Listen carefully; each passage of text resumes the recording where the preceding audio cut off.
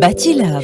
اهلا وسهلا بكم، رجعنا لكم في باتيلاب. مازال مكملين معاكم حتى تكشي المثلثه في باتيلاب. في موضوع ديما نحكيو عليه اللي هو البيم. جاوب علينا بليزيور اكسبير اون بيم، دي جون دي موان جون، توانسه مش توانسه، ومع دخول الماجستير في البيم في اللينو ولا فما ان انتيغي قاعد يكبر برشا برشا. ولكن هذا ما يمنعنيش نحكيو على لي بروميير سوسيتي او اقدم الشركات كي سون اكتيف دون لو بيم. نحكيو على لا سوسيتي غيفسا اللي سوسيتي من عام 88 تونسية، تشتغل في تونس، تشتغل كذلك في فرنسا، ناشطة في مجال الصناعة والبناء والقطاعات هذه، ومن خلال الخدمات اللي تقدمها تحاول انها تدعم الأنظمة الاحترافية. باش نحكيو على الشركة هذه، باش نحكيو على البيم بأكثر تفاصيل، باش نحكيو على الاستغلال أو استعمال البيم في تونس، باش نحكيو كذلك على لي ديفي لي تشالنج هذا وأكثر. باش نحكيو فيه مع ضيفي اليوم سي هشمي بوبي، فونداتور ديريكتور جينيرال دو غيفسا. اهلا وسهلا بك. مرحبا. مرحبا بك مدام، مرحبا بالمستمعين الكرام. شكرا لك. En fait, REFSA a été lancé en Tunisie rien que pour développer le BIM. Effectivement. Parce que notre principal métier, c'est l'intégration du BIM dans la majorité des bureaux d'études, que ce soit bureaux d'études techniques ou bien architecturales, ou bien même chez les maîtres d'ouvrage, parce que c'est eux qui sont plus intéressés par le BIM. Extraordinaire. باش نرجعوا معاك شوية سي الهاشمي، يمكن نحاول نبسطوا أو نوضحوا أكثر المفاهيم المتعلقة بالبيم، la définition en elle-même du BIM. فما عباد qui sont vraiment très à l'aise avec le concept يخدموا بيه يعرفوه، وفما ناس مش بالضرورة متعرفين عليه. Si vous pouvez nous expliquer هاي تعطينا لمحة صغيرة على البيم. Le BIM, il est basé sur un principe qui est remplissage d'une base de données. كي ناخذوا احنا بنية مهما كانت نوعها، que ce soit en béton, en charpente ou bien mixte. Donc certainement البنية هذيك فيها برشا des informations, énormément d'informations, et le but du BIM c'est de structurer l'introduction de ces informations dans cette base de données. D'accord. Donc avant on a commencé à dessiner à la main, puis on est passé plutôt vers AutoCAD, le dessin en 2D sur écran, et maintenant le besoin a beaucoup évolué, la technologie a beaucoup avancé. Maintenant on cherche à remplir des bases de données. Et n'importe quel bureau d'études ou bien maître d'ouvrage, il cherche à avoir le maximum de qui pourra les exploiter. Parce que si on dessine par exemple sur AutoCAD, on ne peut pas exploiter les données. C'est vrai, on peut les exploiter, mais ça prend beaucoup plus de temps pour exploiter les données, mais on est toujours induit à l'erreur. Par contre, il y a des logiciels BIM et il y a des plateformes cloud BIM qui sont faits spécialement pour ça, pour ne pas induire à l'erreur. نفسر لك اكثر المعنى ذا اللي انا كنت نقول فيه. بار اكزومبل كي نضلوا نصوروا على اوتوكاد، نجموا نصوروا الباب، نصوروا باب ونحطوه في الكاليفيكاسيون عرسه، نحطوه اون بوتر، نجم تصير غلطه. فوالا لا مارج ديغور تكون ديما يصير. دونك كي نخدموا على اوتوكاد سي فريمون لانترفونسيون هيومين هي اللي تحكم فينا، و سي فريمون بور ميو فيزواليزي لو بروجي ديما العين المجرد. بار كونتر كي نوليو نحكيو على باز دو دوني، دونك نولي اللوجيسيال هو كي جير سا، دونك امبوسيبل دافوار اون ايرور. mais vraiment impossible. Zéro erreur donc. Zéro erreur. Donc نفهم من كلامك إنه الخدمة تكون خير، تكون أكثر وضوح، les résultats يكونوا أنجع، mais de l'autre côté on est en train de gagner du temps et bien évidemment de l'argent. على خاطر هذا هو سؤالي معناتها. Ça, ce sont les objectifs du BIM, et il n'y a pas que ça. Bon, le BIM a été demandé généralement parce que le seul bénéficiaire du BIM, c'est les maîtres d'ouvrage. Parce que c'est eux qui vont payer. Et c'est eux qui ont besoin de leur projet le plus rapidement possible. Mais ça n'empêche, à part ce gain, même les bureaux d'études d'architecture, ils gagnent énormément derrière tout ça, tout simplement parce qu'il y a des workflows importants à suivre. Il y a aussi un gain de temps terrible parce que si on n'utilise pas des logiciels BIM, il y a beaucoup de travail à saisir 2 voire même 3 fois sur 3 logiciels différents. Alors qu'en travaillant en mode BIM, il y a des workflows automatisés qui évitent de saisir 3, 4 fois, 2 fois les données sur 2 logiciels différents. Je prends par exemple un logiciel de dessin et un logiciel de calcul. On peut dessiner ou bien modéliser une structure sur AutoCAD. Lorsqu'on l'exporte vers Robot pour calculer, ou bien vers Advanced, ou bien vers Arch ou autre logiciel de calcul de structure, l'ingénieur, il est obligé de faire des modifications pour que sa structure tienne bien, pour ne pas avoir des problèmes par la suite. Donc, lorsqu'il s'aligne à ça, parfois, il est mené à faire des changements, que ce soit dans le dessin, ou bien les distances, ou bien n'importe quel changement dans le logiciel de calcul. Et il doit reprendre ça à la main, manuellement, dans le logiciel de dessin. Donc, c'est-à-dire que c'est l'accélérate après. C'est tout à fait logique. Donc, et c'est ça l'intérêt. C'est vrai, le profit maximum, c'est pour le maître d'ouvrage, mais ça n'empêche, les bureaux d'études et d'architecture, ils gagnent énormément, puisque les workflows entre communication, entre architectes, bureaux d'études structure, bureaux d'études électricité, fluide, tout ça, donc la communication, elle sera très bien menée, fluide, facile. Et il n'y a pas l'erreur à l'information, surtout lorsqu'on travaille en mode BIM. Je dis bien et j'insiste bien, lorsqu'on travaille en mode BIM, il y a un système carrément d'automatisation de l'information. Et pour le BIM, il y a 4 niveaux. Il y a le niveau 0, il y a le niveau 1, il y a le niveau 2 et il y a le niveau 3. D'accord. Et Refsa, vous proposez des formations, enfin tout un catalogue de formations. Effectivement. Bon, pour FSA, on est Authorized Training Center, c'est-à-dire ATC en Tunisie. Et on aussi, nous sommes Autodesk Learning Center. Et qu'est-ce que ça veut dire ça? Autodesk Learning Center, ça veut dire que nos formateurs sont hautement certifiés et qualifiés par l'éditeur du logiciel pour pouvoir mener des formations, que ce soit au public ou bien aussi pour former des formateurs. D'accord, de ce qui permet les architectes انه بالحق ينجم يخدم به ينجم يكون معناتها un expert sans se soucier انه هذا certificat 100% به ولا اشتر بشتر. هذا بجدني سؤال اخر. اليوم معناتها quand vous parlez du BIM et l'adoption du BIM معناتها sur معناتها à l'international نقول والله هذه حاجه تربح برشا في الوقت برشا في الانرجي برشا في الفلوس c'est extraordinaire. Mais là, chez Tunis, on est en train d'adopter BIM mais très très lentement. C'est pas question très très lentement ou bien rapidement. On a commencé à évoquer ce sujet. Moi, personnellement, j'ai instauré le BIM dans une société en Tunisie en 2009. D'accord.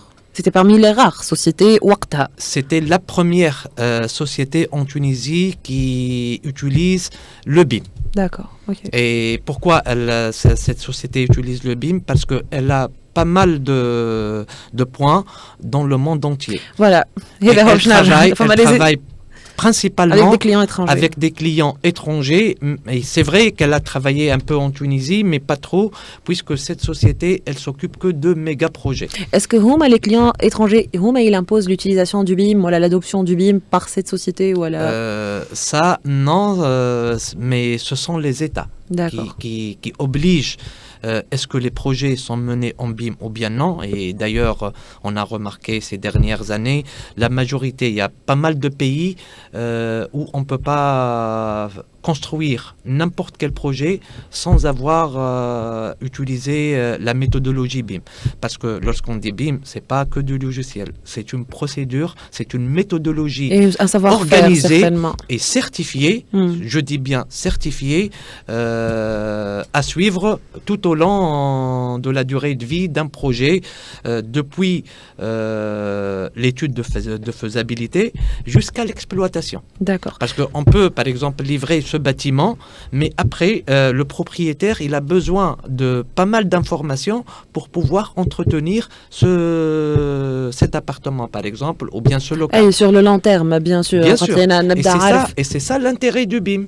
Parce qu'en suivant une méthodologie BIM, on permet d'avoir des constructions durables. On se permet aussi d'avoir des constructions réglementaires, et je dis bien réglementaires, qui respectent l'environnement, qui respectent la maîtrise de l'énergie, qui respectent aussi la pollution. Il y a pas mal de choses qui sont respectées, surtout lorsqu'on travaille au mode BIM. Et on rajoute bien évidemment à ça les normes réglementaires de n'importe quel pays. D'accord. Donc نفهم من كلامك سي الهاشمي انه البيم ميزا بار النتائج والتحسينات وربح الوقت والفلوس هو زاد يمثل وكانه فما تابلو دو بور زاد اليوم للميتر دوفراج في حد ذاته مي اوسي بور لو كليون بور سويفر معناتها بعد معناتها انه لو بيان يكون حاضر بي هذا كله ممتاز. دونك شنو لي ديفي ولا لي تشالنج اليوم اللي يخليو فما اون سيغتين ريتيسونس معناتها انت حكيتي على لو بروجي هذه لا سوسيتي هذه نتاع en 2009 qui a adopté فما كيلكو سوسيتي فما il y a d'autres sociétés en Tunisie qui ont adopté le BIM effectivement فما لينو اليوم لينو اللي عندها عامين من اللي لانسيت الماستر في البيم وفما ان انتيري كبير قاعد صاير مي شنو اهم لي ديفي لي تشالنج اليوم اللي ينجموا يعرضوا لادوبسيون تاع البيم في بلادنا في بلادنا je vais commencer le premier frein parce que il y a plusieurs freins qui peuvent bloquer l'avancement du BIM. Le frein majeur pour la Tunisie, c'est la loi. C'est la réglementation de la Tunisie, puisque lorsqu'on dit BIM, on peut aller, et surtout pour bénéficier de tous les avantages du BIM, on est obligé d'être au niveau 3. Et lorsqu'on dit BIM niveau 3, on dit des constructions ou bien des projets 100% connectés et en cloud. D'accord. Okay. Donc, lorsqu'on dit connecté et on dit cloud, la réglementation tunisienne interdit le stockage des informations en dehors du territoire tunisien. ميم سي فما قانون جديد حسب ما نعرف اللي لونسي مازالت كي صدقت عليه فما في بالي التوجه انه فما قانون هذا اون تيرم دو سايبر سيكيورتي اللي قالوا انه اليوم اذا كان موجود في الكلاود هاهما البلدان تنجموا تحطوا فيهم وهاهما لي ريغلومونتاسيون هل هذا ينجم يعاون شويه يسرع يحل اكثر بيبان peut-être mais surtout ce que je sais c'est le ministère de l'équipement actuellement, il travaille avec l'ordre des ingénieurs, l'ordre des architectes, les différents intervenants dans le domaine du BTP pour instaurer le BIM en Tunisie. Et si on dit l'État qui instaure le BIM en Tunisie... Donc, je t'ai la locomotive. Non, bien sûr, c'est l'État. Si l'État n'adopte pas le BIM, eh ben les particuliers ne peuvent pas l'adopter. Et la preuve pourquoi il y a ce retard en Tunisie, et par contre on trouve des sociétés qui ont déjà adopté le BIM et qui sont au niveau 3, tout simplement parce que les projets qu'ils réalisent, ce sont des projets à l'étranger 100%, ne sont pas en Tunisie.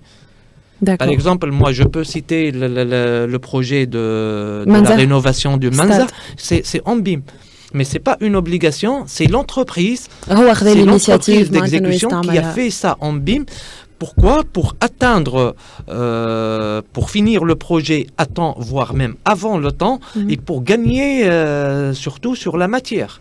أكيد جدا. باش نمشيو مع سؤال الآخر سي الهاشمي اليوم شنو لي سوليوشن اللي تنجم تقدمهم RFSA دونك بارابور لي زونتربريز لي بارتيكولي ولا حتى زاده لو غوفرنمون نعرف اللي عندكم كيلكو رونكونتر قاعدين يصيروا vous êtes très actifs معناتها قاعدين تحاولوا تبدلوا المونتاليتي شويه. On a commencé déjà avec la FACH, on a commencé de travailler depuis 2022 avec le ministère de l'équipement sur ce sujet et on a carrément proposé au ministère de l'équipement des solutions pour adopter le BIM, mais pas au niveau 3, parce que là, pour aller au niveau 3, il faut développer des plateformes équivalentes aux plateformes existantes actuellement pour gérer tout un projet en BIM et en cloud.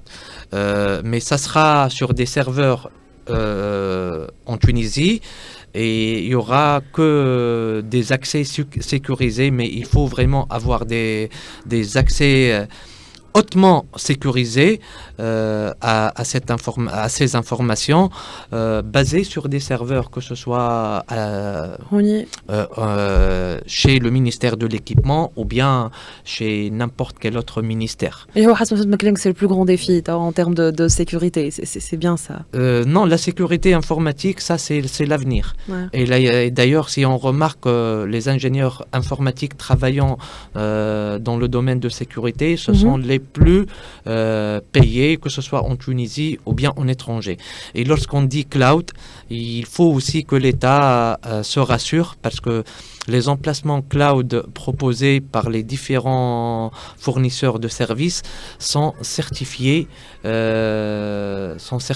et vraiment impossible que les gens peuvent accéder pour voir ces informations, ou bien c'est impossible que les données soient piratées. Excellent. Excellent. Donc, c'est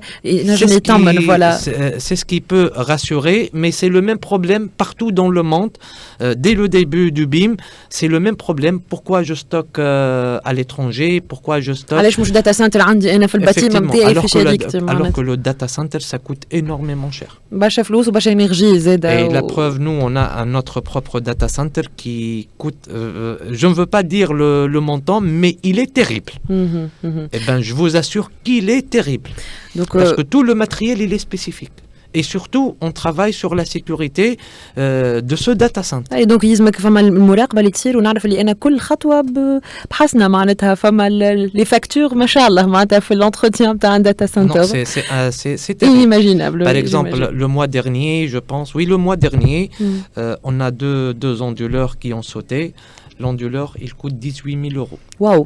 Wow. 18 000 euros. Donc une raison de plus de repenser, est-ce que c'est nécessaire Effectivement. ou et l'espace cloud, qu'est-ce qu'il permet maintenant, même à l'État, il permet de supprimer tout ce qui est serveur et de ne plus investir là-dessus. Oui, certainement. Et j'aimerais bien aussi attirer votre attention à notre sujet. En adoptant le BIM pour l'État, il y a plusieurs postes qu'il faut les supprimer et créer d'autres postes. Et créer de nouveaux postes. Parce que, comme vous le saviez certainement, il y a des BIM managers, il y a des coordinateurs BIM qui remplacent d'autres métiers avant en travaillant avec la méthode classique. Donc, quels sont les postes à éliminer ou à supprimer, à remplacer par des BIM managers? Sur ce sujet, je vous assure qu'on l'a échangé avec le ministère de l'équipement, on a échangé aussi avec la FH, avec Tunisie Autoroute, avec l'agence foncière de l'industrie. On a beaucoup travaillé. Ça fait maintenant 2 ans pratiquement qu'on travaille sur la sensibilisation aux enjeux du BIM et surtout aux bénéfices du BIM. Super. Pour les bureaux d'architecture, d'ingénierie et les maîtres d'ouvrage tunisiens. Vous êtes le fondateur et le directeur général de RFSA. Je suis, entre parenthèses, un cofondateur. Un cofondateur, le fondateur, vous êtes le cofondateur. Monsieur Frédéric Fanière et Madame Annie Morisco. On les salue. Je vous invite à la RFSA.com. Toutes les informations. Voilà, au .tn. Voilà, merci beaucoup. سي الهشمي يعطيك الصحة. هكا نوصل لآخر باتي لاب لليوم. كنت معكم ندى منصور مقدم ميكرو، سليم في الإخراج الرقمي، يوسف بن عيسى في الإخراج. نحن نتقابلوا غدوة في كارير. ديسي لا بروني سون دو فو. باي باي وبسلامة.